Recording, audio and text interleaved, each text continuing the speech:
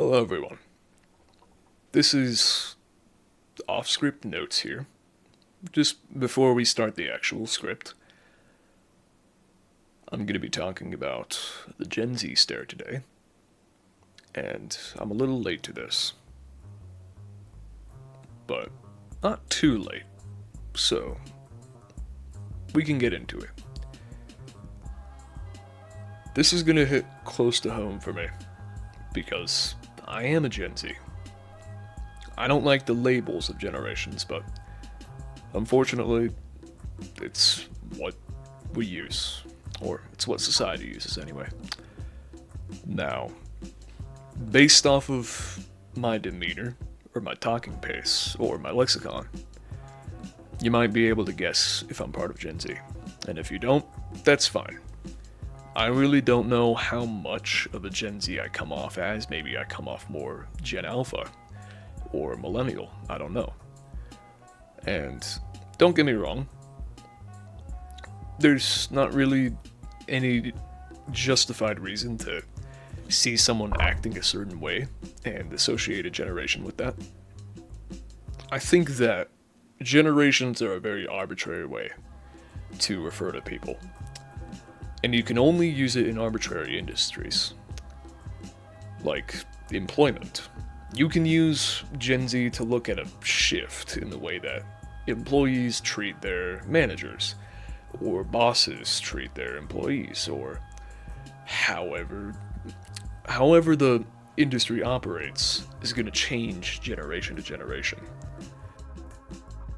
Now, anyway, hitting it off with a blunt force statement, this is one of those trends that feels genuinely delusional. There's certain things that go by that I look at, and I wonder what brought people to even think of it as real. And don't get me wrong, there's nuance to the delusional trend, not with the degree of delusion, but rather where the delusion is. And there's some people that will agree with certain parts of a trend, and also will disagree with others, whether that's conscious or not. Because everybody has their own back end of something like this. It's a social thing. So, in this case, the delusional part is the way it's portrayed. It's the framing of it, and in this case, there is also young people in the workforce who will stare at you like you're stupid if you are. They just will do that. Anybody would do that. And people in customer service might not. They might not. They might do it subtly. They might do it, a lot more subtle than my generation probably does. But even saying that, like I'm putting myself in a box that I have no part in. It's a small minority of employees. Let me be honest with you. It's a small amount of employees who actually decide to be a problem about it. Like, the fact that this is being portrayed from a whole outside perspective of a whole generation gap, millennials, it means that we're already starting off with a discrepancy from pure lack of accurate perspective. Just because you've experienced the barrel end of a social phenomenon doesn't mean you know why that person decided to interact that way. Of course, when memes address a social issue, it's always exaggerated, sometimes to make sure people understand how bad it is, or how good it is, or how it would make you feel, or, validate the person who's making the video. And if the person making the video is internally insanely concerned about the well-being of the young employee there, it's kind of just dramatic. If the young employee in this case decided not to be chirped up as customer service standards expect them to be, and if that happens, they want to feel valid for the contrast in their expectations from what they got instead. And That is stupid. That's stupid. I'm gonna say that outright because it's been framed beyond accuracy and portrayed in a damn near opposite light to what's actually happening. It's accurate that they speak to you very little. It's not accurate that they will just sit there and stare. They're probably tapping their feet or doing some sort of anxious movement. Nobody fucking stands still unless they have something against you. And no one's gonna make constant eye contact with you like that unless it's 11 p.m. and you're only 2 people in the store. I know, for me personally, and probably for other fast food jobs, you need to be checking other things in the store. Heat racks, order screen, and other customers coming up to the door from the parking lot. If there happens to be more than one customer in the lobby also waiting, you could answer that customer while the other customer is doing something else, maybe looking at the menu, you know? The amount of situational factors needed for a worker to keep their job, or keep that position of front, and also give you a 600 milligram caffeine stare whilst doing nothing, is too niche to be a problem. It is way too niche to be a problem. The next illusion, leading that last line directly into this, is that it's a problem. The way it's portrayed in these videos is inaccurate, and the few workers that it's accurate to aren't a big enough portion of the customer service industry to actually be a problem. That requires widespread social media outcry. It's not a problem that they didn't want to talk to you. It's not a problem that they're not being the kindest to you that day. The problem is the majority of millennials here. Or maybe we shouldn't point fingers at generations. I stand against that with Gen Z. I shouldn't do it to millennials back, you know. Still leaving it in the script. I'll make it even more general. The problem is the customer. And that's more accurate, honestly. It's the fucking customer. Every time. We are trained to handle customers from the ground up. If you make a query we don't have answers to, and that person is fully trained, then that establishment isn't where you're going to get what you want. Go somewhere else. There are plenty of brands. We live in America. There's plenty of brands for every product, and if you're stuck on the one that keeps giving you bad service, and you're all filled with hate because of that, you're not being a good consumer. You need to build your shit brick by brick. I do the same thing.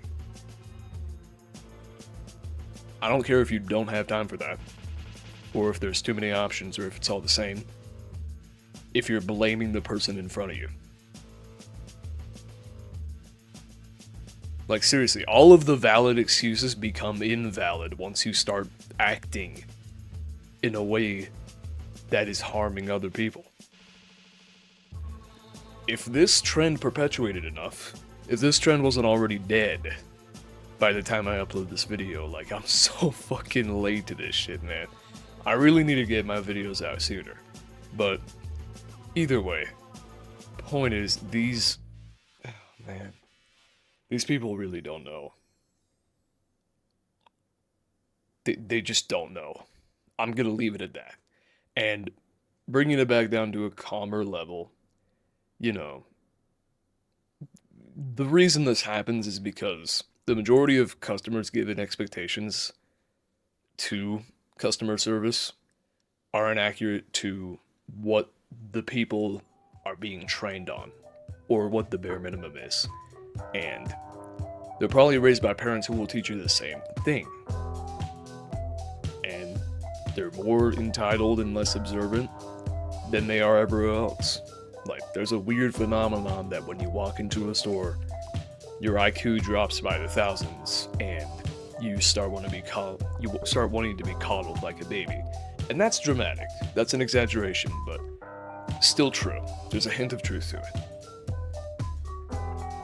The marketing around it really makes it that way. And companies make it so their service always seems the best. And, you know, companies have to compete with each other. They compete around the same standards until the other raises it, and then everybody goes to that standard because they have to keep their business alive. otherwise they go under. This is why the customer is even right, this is why the customer is always right even exists. Now, the whiplash effect of something so normally extreme as the customer is always right is to flip a turntable and decide that the customer is actually wrong most of the time, and the customer needs information from the employee to make decisions that would even start to be beneficial for them. Sorry. Now, we're left with 30% of customers having some awareness, empathy, and understanding of the person they're consulting for services. Maybe they do the same job. I know today, when I was waiting 10 minutes at a Dairy Queen for my large soft serve vanilla ice cream cone, I really wasn't that impatient. I was more worried about my bike outside. Because I understand. Now, I'd say around 60, sometimes 70% are still very much the type of customer that is self-aggrandizing and applies it to almost everyone who's in older generations. Not really because of their own internal values or their own personality, but the generation before that they were raised by. A lot of us have been raised to believe that the standards for customer service are exactly where they need to be, but we have adapted to learn and observe that that isn't true. In conclusion, there's a lot of corners to this. It's a very nebulous issue because social problems or hurt between customer and consultant, you always have to look on a case-by-case basis. And due to differences between each business, each worker, each customer, each product, each practice, each price, splitting 340 million hairs isn't the best feeling. And most people would rather apply things generally. Right now, I can say that most of the people that are applying things generally are the customers. And the generalizations that cause problems for the person behind the counter are mostly customers. So that means that most of the time, the worker is right, and we need more workers' rights. That got a little rambly. I am feeling a little off today, but I gotta make videos. I gotta get this stuff out at some point, you know. Can't just wait for the perfect voiceover. I've exhausted most of what I can say on this. Tiene de la noche, and I'll see you in the next one.